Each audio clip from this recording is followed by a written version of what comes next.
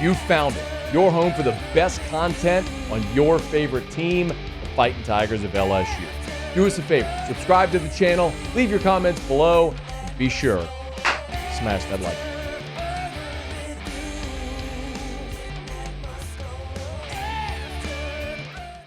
Over the weekend, LSU had a visitor at practice, former LSU defensive back Corey Webster, who spoke to the defensive backs. And, you know, the DBs have been such a focal point of our conversation here through fall camp. And, look, my hand's in the air. Part of the reason that's been a big part of the conversation is because I and the rest of the media have been out there watching practice, and we've noted how much success the receivers have had against the defensive backs. So when you're effectively turning over all of your cornerbacks, and which they are. I mean, Jarp Bernard-Converse is gone. Mekhi Gardner, Colby Richardson. I mean, all of the guys that you had there a year ago, the only scholarship cornerback returning from a year ago is LaTerrence Welch. So you make over that room again. You bring in all these transfers, and from jump, it was so overwhelmingly in favor of the receivers. I understand why there was some hesitation, concern about this cornerback room. Well, Corey Webster, who is, one of the greats. I mean, you could really trace the whole DBU conversation to Corey and Travis Daniels.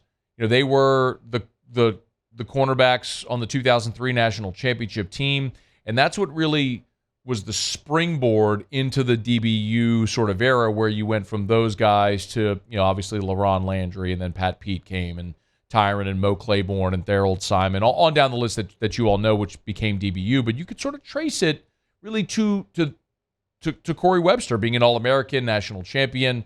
You know, obviously went to the Giants and won a Super Bowl, intercepted Brett Favre in his last pass with the Green Bay Packers. And C-Web went out to practice, and Robert Steeples, the cornerbacks coach, you'll hear his voice first introducing Corey, then you'll hear what Corey had to say to this group of defensive backs. This is Corey Webster. He's one of the Godfathers of DBU. I asked him to come and observe you guys, so he's going to put y'all on game, tell y'all what he saw.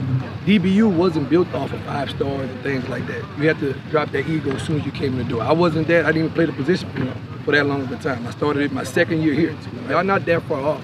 It's just the little things that's not being able to happen right now, because maybe you're not sure exactly what to do, or you don't know exactly what the brother left to you, right? Are you doing? Don't be afraid. Don't be embarrassed to ask for a little help, right? Don't be afraid to ask for help. Don't be embarrassed to ask for help. If they don't want to help you, that's on them, right? Whether that's a coach or whether that's your peers, you understand that?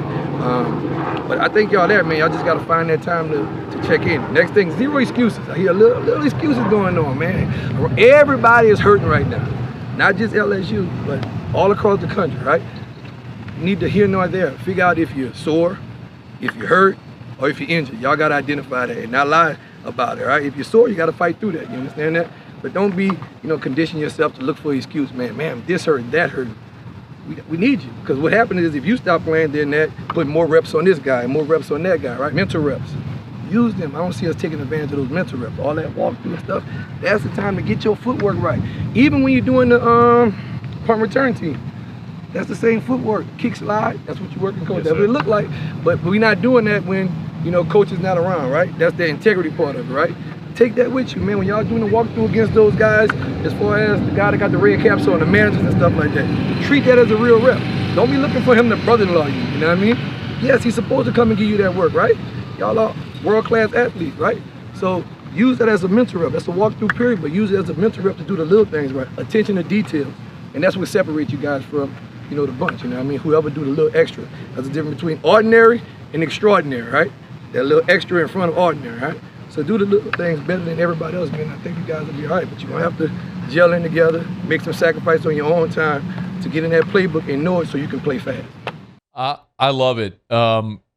Just on a personal level, Corey Webster's awesome. I mean, since he's come back to town after his playing career, if you've never had an opportunity to talk to Corey, God, just like such a genuinely enjoyable person to visit with. Just a positive, uplifting guy. But I loved how honest he was with those guys, watching him practice. He said, look, DBU wasn't built on 5 stars. Like, you got to check your ego at the door. I mean, I don't want to I always hate and hesitate to call out a player, but like I know everybody is talking about Denver Harris, but it's so obvious and Denver Harris was not at practice today, by the way. I don't know anything more than just he wasn't there when we were watching the team period. The portion of the practice we were allowed to watch. But that's a guy everybody asks about because he was a 5-star, and that's a guy who clearly had issues at Texas A&M a year ago, which were maturity issues. Being a knucklehead, doing silly stuff. But sometimes you got to grow up and have that expectation.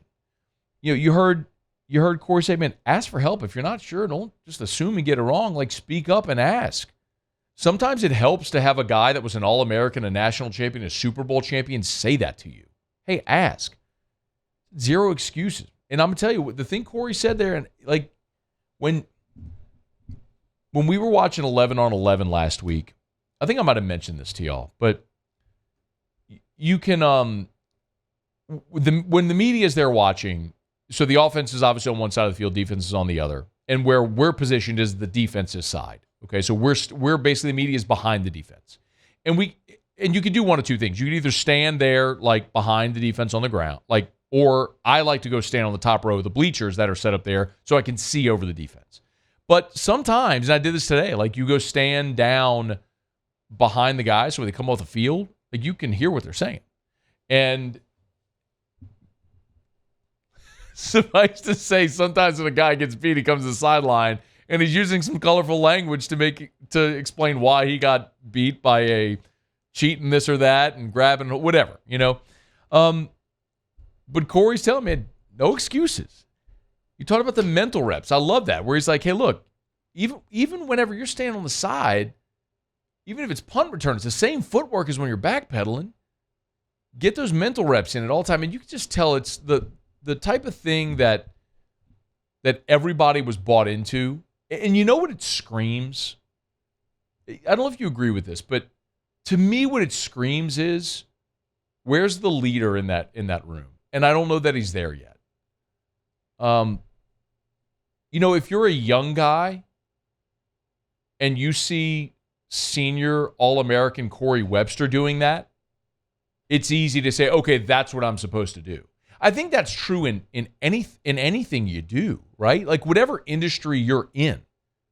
Like if you're in sales and you shadow the top producer in your company for a week and you see how much he or she grinds, like how they make an effort to get in that extra call, how when they're in the car, they're always on the phone following up with a client, whatever that is, you're more likely to say, oh, that's what breeds success. I'm going to imitate that.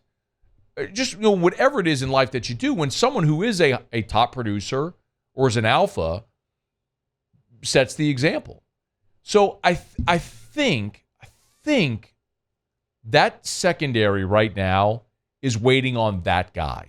Like, who is the Pat Pete? Who's the Corey Webster? Who's the LaRon Landry? And I don't mean that in the sense of who's an All-American first-round draft pick. I mean, who's like the best player that's also going to be the really vocal leader? And it's tough when Deuce Chestnut's brand new. Zy Alexander's brand new. J.K. Johnson's hurt, but he's new. Denver Harris isn't out there right now. Guys like Major Burns and Greg Brooks may have to be that. They're safeties, they're not cornerbacks, and they do split up at times. But maybe that's what it's got to be. By the way, Greg Brooks did meet with the media today. We talk about Andre Sam and like the value he could bring. That's a guy that's brand new as well, man. Just transferred. He's just going through practice with this team for the first time. Wasn't here in spring. So that's why I believe when Matt House says, we're in a growth process. That's knowing where to be on the field, but that's also knowing each other and developing that continuity. And that's something that developed a year ago because it was the same thing a year ago. And guys like Brooks and Fouché and Jark Bernard-Converse developed into those leadership roles in that secondary. And someone's got to do it. Look, they're less than 2 full weeks into camp. So they're getting there. And hopefully they do get there. But it's pretty clear that's something they got to do. But Greg Brooks spoke about it today, that the secondary is making progress.